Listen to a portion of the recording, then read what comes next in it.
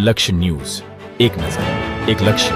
દેશના વડાપ્રધાન નરેન્દ્રભાઈ મોદીના જન્મદિવસની ઉજવણીના ભાગરૂપે ડભોઈ સ્વામિનારાયણ ગુરુકુળ વિદ્યાલય ખાતે રક્તદાન શિબિરનું આયોજન કરવામાં આવ્યું હતું. આ પ્રસંગે સ્વામિનારાયણ ગુરુકુળના કેપી સ્વામી અને ગુજરાત રાજ્ય શિક્ષક મહાસંઘના સભ્યો તેમજ ગુજરાત રાજ્ય કર્મચારી મહામંડળ મોટી સંખ્યામાં હાજર રહ્યા હતા.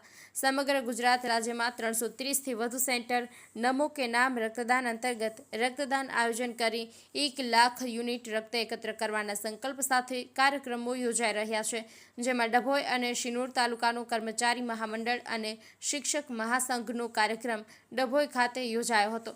ગુજરાત રાજ્ય કર્મચારી મહામંડળ અને સંયુક્ત મોરચાના ઉપક્રમે સમગ્ર રાજ્યમાં 330થી વધુ સેન્ટર ઉપર નમો કે નામ રક્તદાન અંતર્ગત રાજ્યના તમામ કર્મચારીઓ દ્વારા બ્લડ ડોનેશન કેમ્પનું આયોજન કરવામાં આવ્યું હતું. ડભોઈ તાલુકાનું અને સિનોર તાલુકાનું સેન્ટર સ્વામિનારાયણ ગુરુકુળ વિદ્યાલય રાખવામાં આવ્યું હતું, જેમાં ખૂબ મોટી સંખ્યામાં શિક્ષકો અને સરકારી કર્મચારીઓ રક્તદાન કરવા માટે જોડાયા હતા.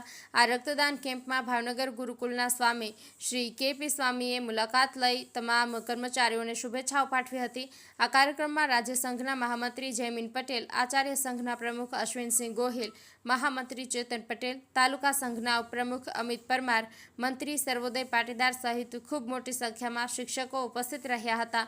આ રક્તદાન શિબિર પારુલ અને વડોદરા SSGની રક્ત બેંકોના સહયોગથી યોજાયો હતો, જેમાં 500થી વધુ યુનિટ રક્ત એકત્ર કરવામાં આવ્યું હતું. નિરંજન ચૌહાણ, ડભોઈ.